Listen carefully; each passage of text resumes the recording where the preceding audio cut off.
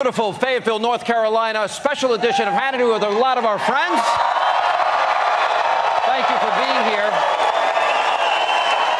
We have for the full hour the leader on the GOP presidential nomination side. Let's give a warm North Carolina, Fayetteville welcome, Mr. Donald Trump.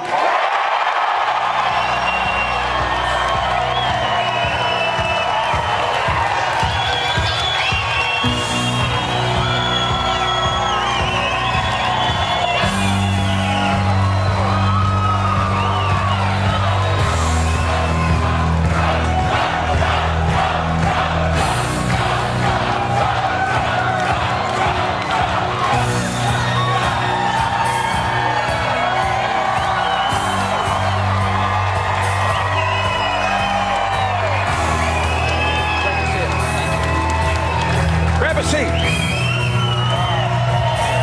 Wow. It's a big deal. It's a big deal. Mr. Trump, I want you to know, we here on Fox, unlike a lot of the rest of the media, I noticed that when you have big crowds, we've had to turn away thousands. We show the full crowd, so I know that you've talked about that. Right. It's always nice to show the crowd. We have a great crowd. This is beautiful. Yeah. And you know, Sean, right outside, like about a mile down the road, we have another crowd right after this. About 12,000 people. Yeah, 12, 13, 14,000 people. Yeah. Who's going there? Is anybody going? Now it's going to go more. Thanks for being. All right, you are maybe 1 week away. If you were to win Florida and Ohio, and polls show that the Real Clear Politics average is about you're plus 18 in Florida. Right. There's a Fox poll that came out today that showed you more than double Marco Rubio at 43% to his 20%. If you win Florida and Ohio, you are well on your way to the nomination to be the Republican nominee for president. How would that make you feel?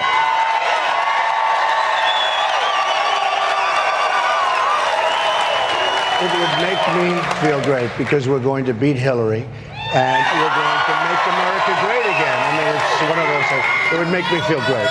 Yeah. You know, I know that you've talked a lot, and I've had an opportunity, and I'm thankful for the opportunity. I've interviewed you and all the candidates throughout this process, and I watched the criticism. I watched the debates. These debates have been getting pretty fierce, right?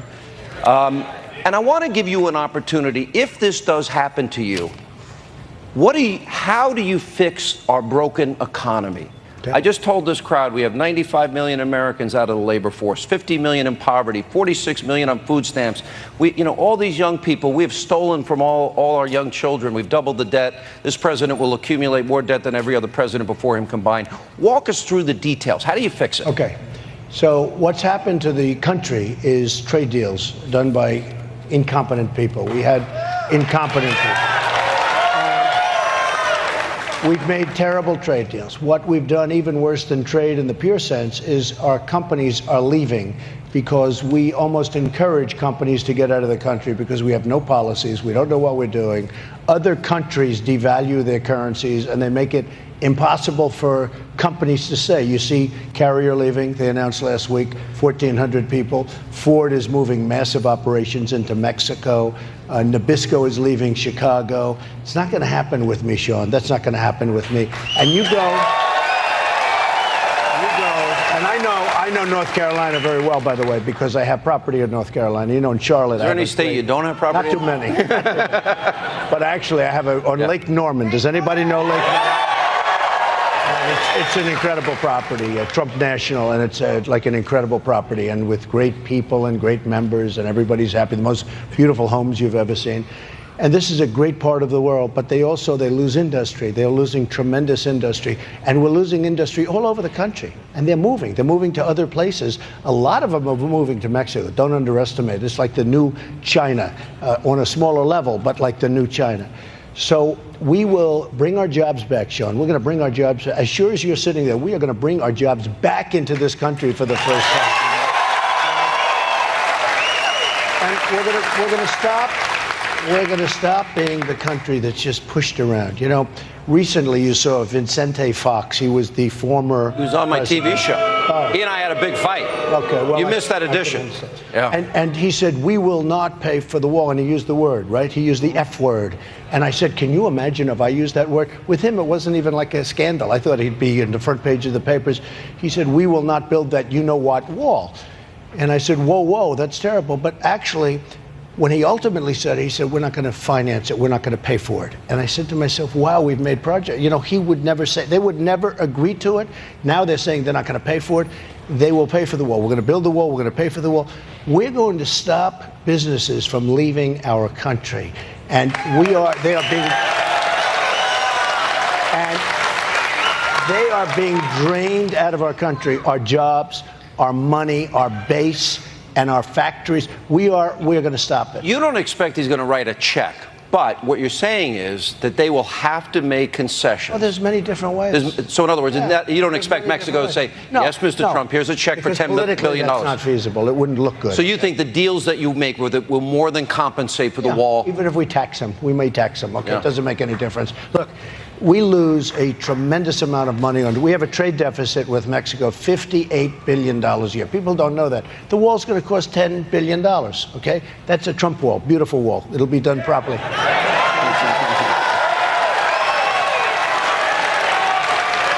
It'll be way up there, Sean. You'll be very proud of it. It'll look good too, as good as a wall can look. And it's going to have a door in it, you know, big, a really beautiful door. You know what that means, right? People are going to come in legally, but they're going to come in legally. They're going to come to our country. You know, I've been to the border 10 times, and I should tell these people, I've been out with Border Patrol. Hi. I've been out on Border Patrol agents on horseback, all-terrain vehicle. I've been there with them when gang members were arrested. I've seen drug warehouses. I saw a tunnel in a San Diego office building dug from Mexico up through that office building. And we know the statistics. Here's the question. I want to get back to the economy. Government spending is out of control. True.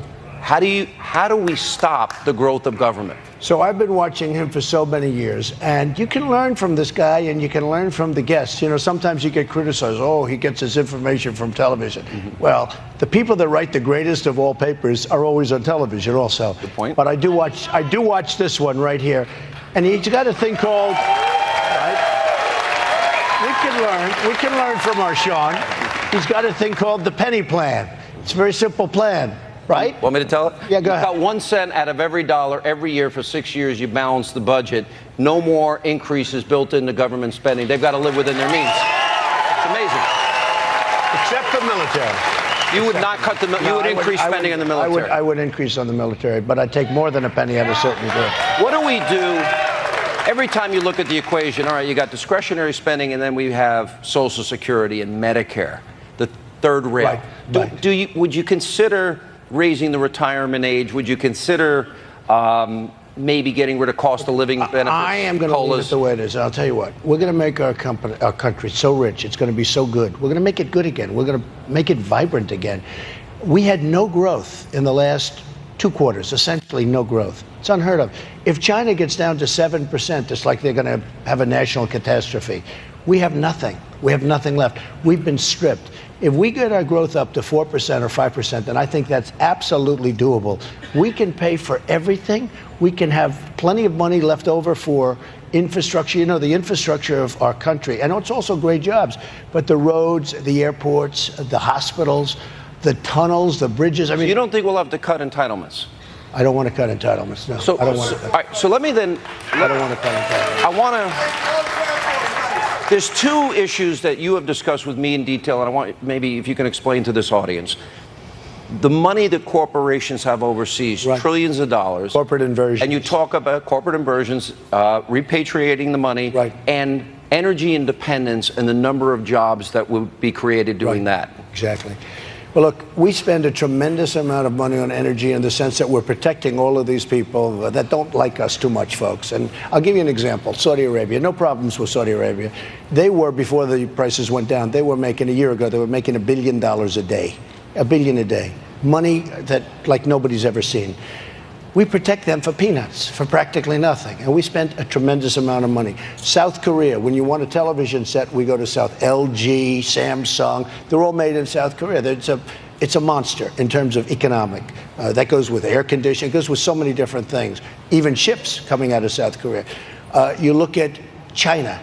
You look at so many different, you know that we actually have it's not a lot anymore, but we actually subsidize China. We give them subsidies for certain things. You've seen that too. It's sort of a little bit of a scandal. It's not a huge amount of money, but it's still money. We're subsidizing things in China. But Japan, we protect Japan. Now, Japan's interesting because we protect them. If we're attacked, they don't have to do anything. If somebody attacks Japan, we end up in World War III. We have to go and fight for Japan, but they don't have to fight for us.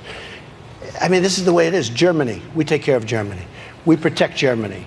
Now, the money we spend on our military is massive, and everyone says we spend 10 times more money than everybody else, but we're spending it protecting other nations. And many of those nations are very rich. They got to pay up. We want their help. They got to pay up, okay? They got to pay up. Let me ask this.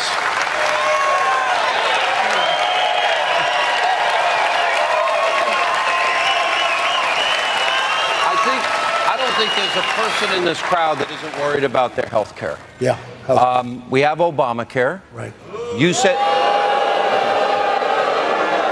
I think we came to the right town. The health care savings accounts is something that, I know you like it, but yeah, we could have Romney Care, right? Who said that? Concepts of health care. But one thing, we don't have any competition. There's no competition. We're going to let there be tremendous competition. And the health care savings accounts, I'll tell you something, so inexpensive for the people, so inexpensive for the country. You know, Obamacare is going to destroy, you talk about budget. In 17, here's the good news, it explodes. Unless the Republicans give them more money. You know, they gave them more money in this last budget to keep it going. It's going to implode. You mentioned last... You know, I'm going to be president when it implodes. I'm going to get the blame when Obamacare implodes. Not good. But you'll replace it with health savings accounts, absolutely, with competition and portability. Absolutely. You can take it job to job. You can take it from place to place. And I could buy, if I wanted to buy health insurance here in North Carolina, even though I'm stuck in New York where I pay an unreal rate of taxes, I'd be able to do that? You can do that, and you can move around, and it's sort of like ownership. It's almost like ownership. And it also gets people to negotiate with their people. Like, you see a doctor, you can negotiate with them because you don't want to use too much of your money. I mean, it's really an asset. Right now, we have plans that are so out of control, and Obamacare is out of control. The cost of Obamacare by 2017 will be astronomical. You know, when you see, I mean, to the country will be astronomical. And by the way, the premiums are going up 25, 35, 45%. People get, is that correct, right? And more. And more. People are absolutely getting killed. So it won't exist in 2017. It'll explode. It'll blow up. You know, young people have been, it's the way this is designed is like a Ponzi scheme, Obamacare, where young and healthy people pay for the sick, the elderly, and the disabled. Most young people, all they really need is a catastrophic plan, high deductible. If, God forbid, they had an accident, God forbid they got cancer, then they would be given the help that they need, and they can incentivize a checkup a year. That's a lot cheaper than the problem if you stub your toe. The thing with Obamacare is the young people aren't joining. And the people that they really want to pay for other people that do have difficulty, I mean, you know, pre-existing and difficulties, those people aren't joining. The people with difficulties are all joining. And it's just not working. It never was going to work. It never had a chance to work. Stay right with us. We have Mr. Donald Trump for the entire hour. We're in beautiful Fayetteville, North Carolina. Hannity on the road continues straight ahead.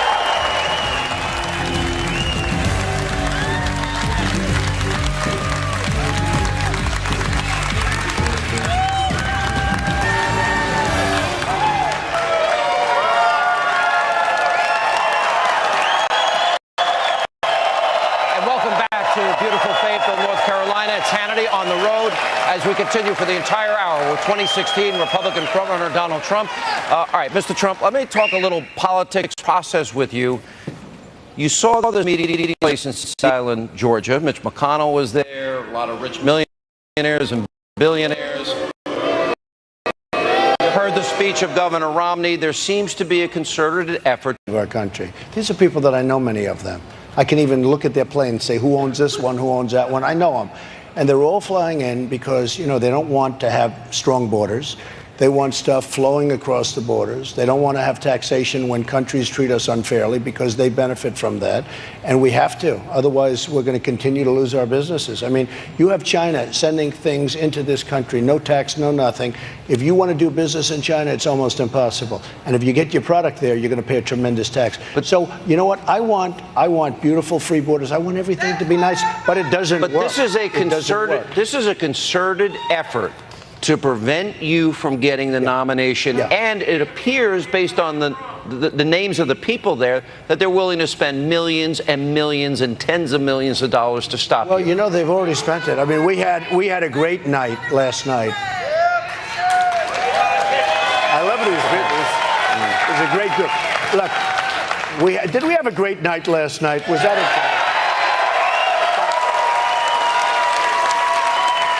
What happened last night with all the victories, I mean, that was a tremendous, even some of these pundits who are the absolute worst, least talented, I won't talk about them on your show. All right. Because they happen to be on Fox, many of them. But I will say, they even said that was a phenomenal evening for Trump. And, you know, the victories, and not only the victories, the margins they were landslides. They were all landslides. So here's what's happening. The biggest story in politics today is the fact that during the Republican primaries, so many people, millions and millions of additional people are showing up to vote. It is a phenomenon. It's been on the cover of Time magazine numerous times. I've been on the cover of Time magazine like 4 times in a short period of time. Can you believe it? That's crazy. I've been on, I think 2 times in my lifetime, and I've been on 4 times. Politics is really a lot of fun. But the fact is, we have a movement going on. And it's a movement of competence and common sense. And thank you. It's a movement of competence and common sense and low taxes and so many other things. And by the way, and borders. Last night you said they would something. be so foolish, Sean, to give it away. I agree with you. Millions of people, they would be so foolish to throw that away. When you see the numbers and the percentages, this percentage increase on the Republican side, clearly the energy is there. Yeah. On the Democratic side, it is depressed. It's down 35, 40%. Right. So last night you talked about reconciliation. You talked about unity. You talked about bringing the party together, electing Republican senators and congressmen, and even conversations with Paul Ryan. Bring us in that conversation. How are these people that are there now responding to you behind the scenes? Well, some have called me, and some it's very personal and very quiet and confidential. And I've been called by the biggest people in the world of politics. I've been called by certain establishment people that you wouldn't even believe. I was called by Paul Ryan, who was very, very nice. I like Paul Ryan. I've always liked. I like maybe a little bit stronger border than he would like, and that's okay, and we can get that done. But he called, and he was very, very. It was very, very good that he did. You said something else and last others, night. and by the way, and others. Some have questioned. Look, you're a tough businessman, a fighter. Some of the debates we were discussing with the crowd before have gotten very intense, and some say, well, Donald Trump, this is what Mitt Romney said, doesn't have the temperament to be president. You said last night, I can be as presidential as anybody. Talk about the temperament that you think a president needs. You know, it's actually quite a complicated subject. There were 17 people that started, all capable people, you know, senators and governors. I mean, we're not talking about babies, and they got there by guile and intelligence. So I started off with 17. Everybody that's attacked me is gone. Do you ever notice that? Wouldn't that be nice for our country? Everybody. So we're now down to 4. But, you know, when I'm doing that, I can't be so nice. When I'm being attacked viciously, I mean, Jeb was very vicious. They were all very vicious. And they're all gone. And they've gone like where the poll numbers were 11, and then they attack me and they go 0 and they say bye-bye. And these are not people that like me. And these are among the people that are, you know, ganging up to try and do something. Look, I feel, number one, I know this. I could be the most presidential person I always joke and say, other than Abe Lincoln. He was pretty good. He was a serious president, right? He had the serious president look. But I was a great student. I went to the best schools, all that stuff. I mean, I have what it takes. But you have to, when somebody's attacking you personally and attacking you viciously, I guess they say some people say, just stand up and let them say whatever they want. You're presidential. It doesn't work that way. I would be run out of town. If I did that, It doesn't work that way. No, Sean. No, I'm listening. At the right time, I will be so presidential that you'll call me and you say, Donald, you have to stop that. It's too much. but you know what? It is true, and I think you understand. When they attack me, I have to attack back. I'm a counterpuncher. When they attack me, if I don't attack back, the press can say, oh, he should act more presidential. And then, like a couple of days ago, I gave a speech. I said, that was so presidential. I can be presidential. But when you're being attacked, and when you attack back, they say it's not. But I see after you've had victories and you hold these press conferences, that's more the person. I've known you for 15 plus years or 16 years. That's the person that I've always known. Now, it's going to be a little different scenario. I know the Democratic playbook, assuming it's Hillary, and I know how you feel about that. Assuming it's Hillary, they're going to say Republicans are racist, sexist, homophobic. They want to poison the air, water, kill children, throw Granny over the cliff. Oh, and they hate America. Well, by the way, it's what they did with Romney. And that's what they do all the time. Especially with Paul on entitlements. Remember the famous wheelchair over the cliff and all. But look, I was hit only once by Hillary, and that was 4 weeks ago. And we haven't heard from her since. and I will tell you, I was not given proper credit because she went down during that period of time, and they gave the credit when Bernie Sanders all of a sudden started doing well. They gave all the credit. I did a big favor to him. But she said something about me, and I said something very strong about her and Bill. It was just a counter. I haven't even started on her yet. And let me just tell you the other.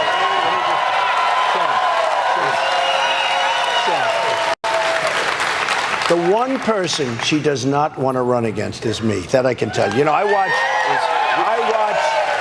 watch on your show Ted Cruz, and I watch these people, and they say, oh, well, number one, I'm beating her beautifully in polls. In fact, one came out today where I'm beating her very nicely in polls, but I haven't even started on her yet. So you're saying this is a preview of coming attractions? No, I'm just saying we're going to win. I'm just saying we're going to win. And the other guys aren't going to win. One thing I do that nobody else can do, I'm going to bring places like Michigan into play. Nobody else is going to win. Ted Cruz and Rubio, I think Rubio's out of it now, but Ted Cruz is not going to win Michigan. Ted Cruz is never going to win. We got to take a break. We're in beautiful Fayetteville, North Carolina. It's Hannity on the road. We'll continue. The GOP presidential frontrunner Donald Trump. Hannity on the road continues.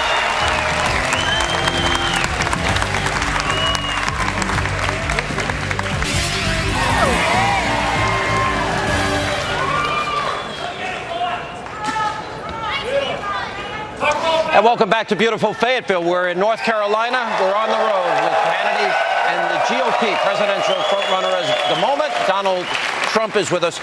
I want you to give you an opportunity. You're on the debate stage, and you're always in the middle. I guess that's good because that means you're leading in the polls. Every single debate, yeah so far. Yeah. We're going to keep it that way, folks, okay? All right, but the biggest criticism, and when I read social media about you, is some people that are on the conservative side, they listen to Ted Cruz's attacks, they listen to Rubio's attacks, the other opponents, and they say Donald Trump's not going to be a conservative because he was not a conservative in New York. Tell us where you are conservative in your mind, what kind of conservative you are. How do you define conservatism? Okay. So let me start off by saying it's true. Years ago, and 100%, I was a businessman. One of the magazines said Donald Trump's a world-class businessman. I had to get along with everybody. And I'd get along with everybody. I didn't know I'd be running for office someday. In fact, I was told if you're very successful, you basically can't run for office. And I understand that because you go under a microscope. But I was friendly with everybody. I helped everybody. I contributed to everybody. And to be honest with you, when I needed somebody or I had to make a phone call, everybody took my call. I got along. That's very good. That's not a bad thing. That's a good thing. So I think people understand that. And that includes Hillary. It included everybody. If I needed Secretary of State, they were there. I mean, that's what we're supposed to do. When I saw the country going so bad, when I saw the Iran deal being made, and I said, don't make that deal. I see so many things going wrong. I see these horrible trade deals. I said, let's do this. I'm going to go. I'm going to run. And let's see how it works out. I decided to run. And from literally June 16th, I've been #1. And as you said, center stage. Now, what happens is this. I'm a conservative person. I'm very conservative in many respects, but I'm a conservative person. But I like to say a common sense conservative because I'm conservative on independence and energy. I'm very, very, very conservative on the border and on all of that. I'm extremely conservative on the military. We're going to rebuild our military. It's going to be bigger and better and stronger than ever before.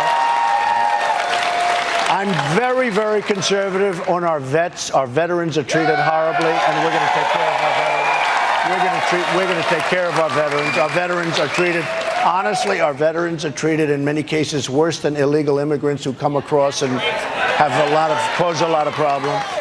I'm very, very conservative when it comes to education. We're getting rid of Common Core. We're going to have local education. We've already discussed repealing and replacing Obamacare. It's going to happen. You put education back to the states completely? 100%. All the money would go to the states? Yeah, to the states. I've seen it. You know, Sean, it's interesting. We are in the top 30. We're number 30 in the world, the United States. Number 30 in the world on education, right? We're last. Mm-hmm. Number 30 in the world. You have Sweden and Norway and Denmark and China, number 1 and, 1 through 4. But we're number 30, and yet we're number 1 per pupil in terms of money spent. So we spend more per pupil, and number 2 doesn't exist because they're so much less expensive. So we spend the most by far, and we're at the worst part of the list. It's not going to happen anymore, Sean. We're going to bring it back to the local. I've seen it. I've seen where the parents are involved. The parents love their kids. I've seen it. The local education. Is there anything that you think you're liberal on? Not liberal. I mean, but I am common sense. Look, here's the one thing that the conservatives can't get me. Free trade. I'm a free trader, just so you understand. But free trade has to go along with the word smart trade. I don't want to be a free trader. You know, it's free on our side, but on their side, they're killing us, okay? Like China. And I have great relationships with China. I made a lot of money in China. I've made a fortune in China, dealing with China.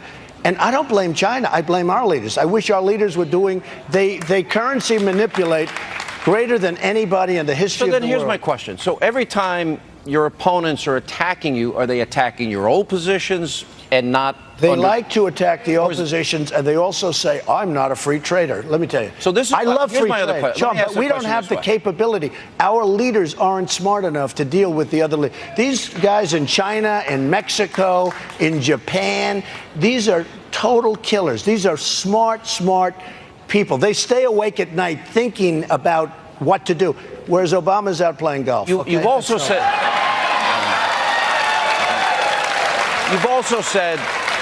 you've explained from the first day debate on how you became pro-life. You're very pro-Second Amendment. I know your son Don is a big hunter. And, right, and total. And you carry a gun. Yeah, in New York. I do, and I'm a member of the NRA. Okay. So, and my sons are members of the NRA. So, do you pledge, I guess for those people that write me on Twitter and Facebook and say, Hannity, you're too nice to Mr. Trump and you don't challenge him on his conservatism, is it your promise and pledge that everything you just listed, energy independence, cutting the budget, the penny plan, the military, the borders, hang on, is everything you're saying, is that a promise and a pledge? This is you. It's a pledge. You know why it's a pledge? Yeah. And I wouldn't do that if I thought, no. Who wouldn't pledge that stuff? I mean, it's like basic common sense. It's common sense. But I remember when Jeb Bush is a nice guy, but I know Jeb would stand up and say, he is not a conservative. He would look he is not a conservative. And he'd look in the camera, and people would say, so what? I mean, you want to have, and he'd say it to a large extent because of free trade. I am totally for free trade, but it's got to be a double. It's got to be a double. You think path. That's the main thing? Let me ask you. Here's one other issue that comes up. It's draining our country. It's draining our country. I'm not disagreeing. And you know what? If we had the problem with free trade is you need smart leaders on your side too, and we don't have those people. But Carl Icahn, the smartest people in the world are in our country. Business leaders. I have them lined up. I have Carl Icahn. I have Steve Wynn is so incredible. He's a smart guy. Steve. You know Steve. Yeah. Phil Ruffin. Andy Beal, one of the greatest bankers in the world. These are super brilliant guys. He makes so much money when the market goes bad. He always gets it right. When it goes good, he gets it right. I have the smartest people in the world. They're ready to come and help. We use political hacks to negotiate our deals, and we lose all the time. Can I interpret from that statement that you would take in a lot of people from outside government. For example, you started with 17 people. Some of these governors, by the way, did have very solid records in their states because I think they've governed more conservatively. I think Republicans feel betrayed by Washington Republicans because they haven't stood up to Obama. They wouldn't use the power of the purse. They made promises they can't keep.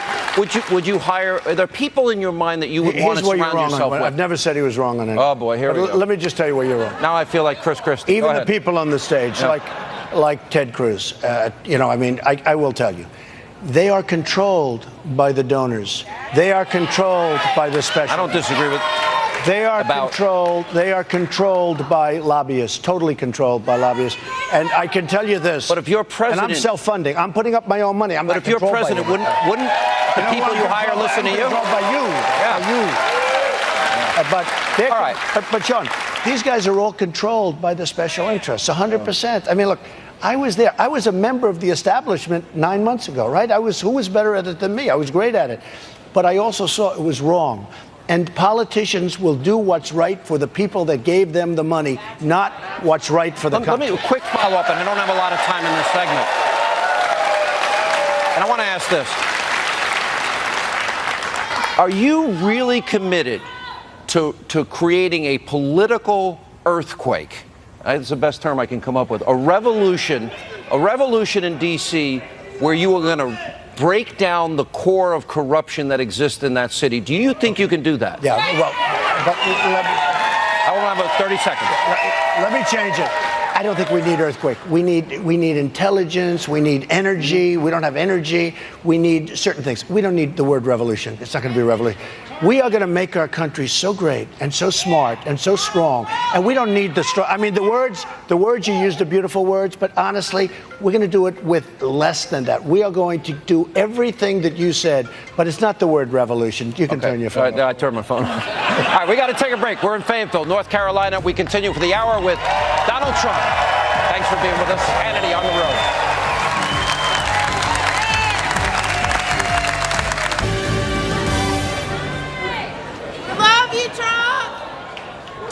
And welcome to beautiful Fayetteville, North Carolina. It's Hannity on the road. We're glad you're with us for the full hour. It's Donald Trump. You know, so I got here today. I came into the airport, and I ran into a friend of mine that's a mutual friend of Colonel Oliver North. You know Colonel Ollie North. Good okay, guy. Really great guy. Right. And an American here, and a great American. Yes, sir. And his former bodyguard was there. I said, oh, hi, how are you? Good to see you. And he had a guy with him, and I want to bring him up. His name is Corporal Tony Porter. He's the head of Vets for Trump. Right. I wanted him to tell you his story. Why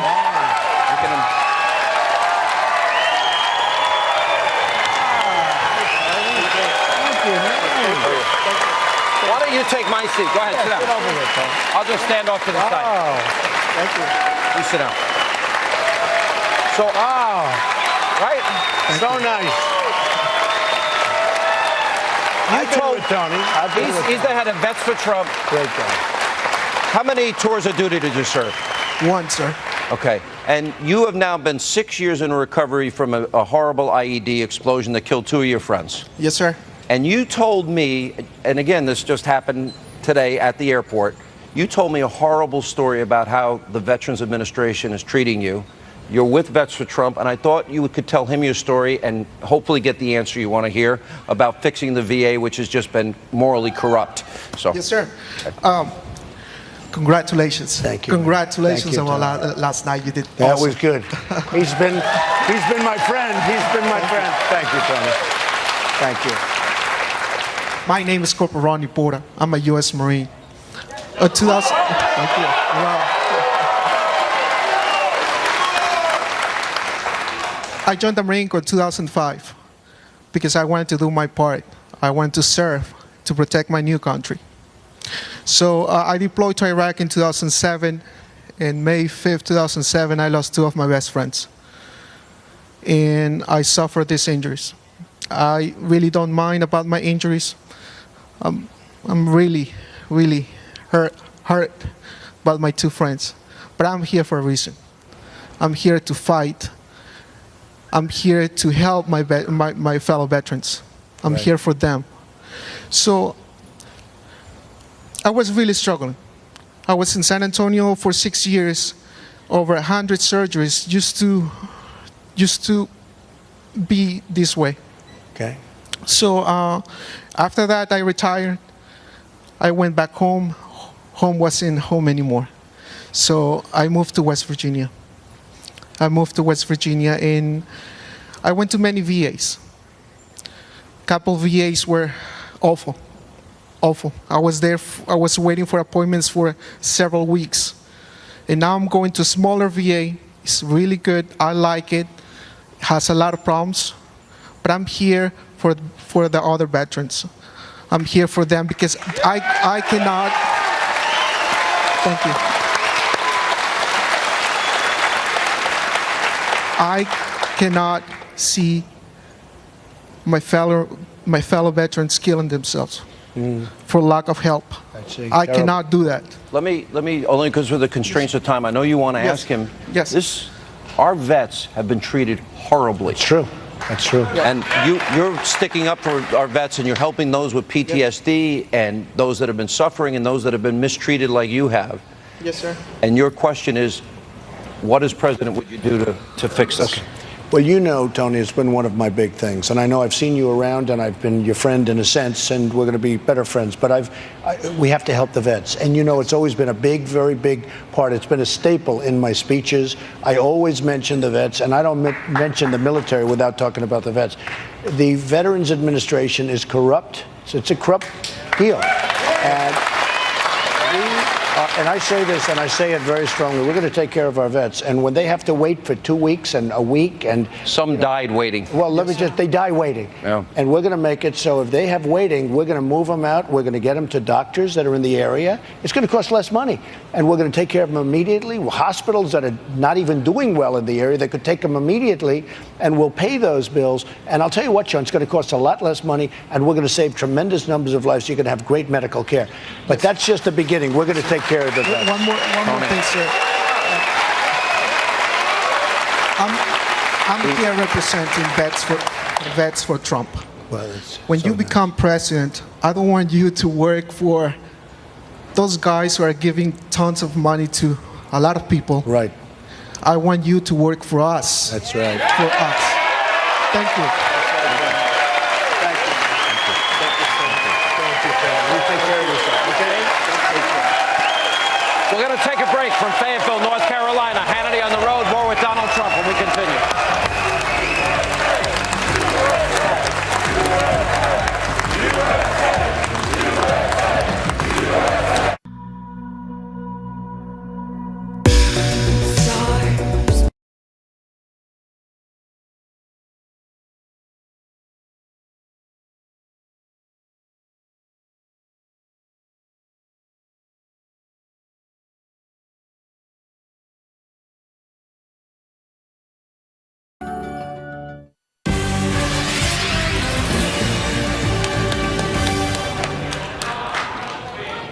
And welcome back to Fayetteville. We're in North Carolina. It's Hannity on the road.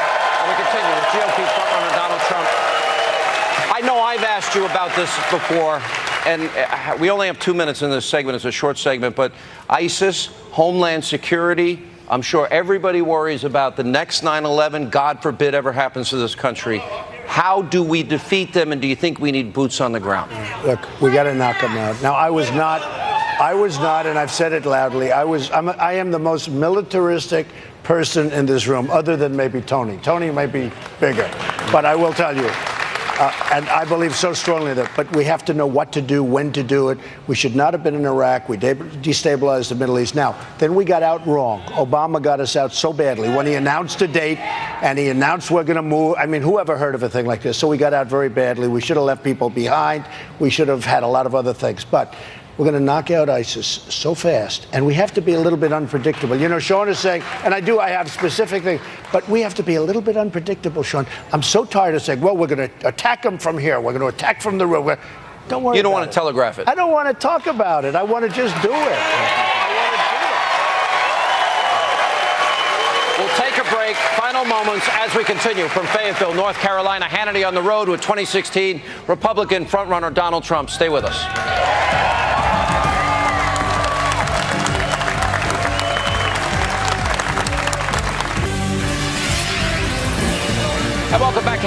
in Fayetteville, North Carolina. All right, last question. You said it to me once.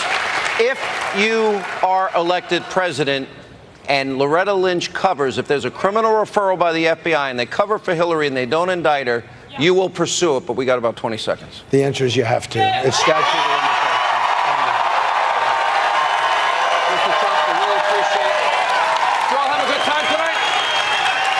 Thank you all for being with us. Mr. Trump, thank you. We appreciate it. Good to see you. Thank you. That's all the time we have left. We're in Fayetteville, North Carolina. We'll be back here tomorrow night. As always, thank you for being with us.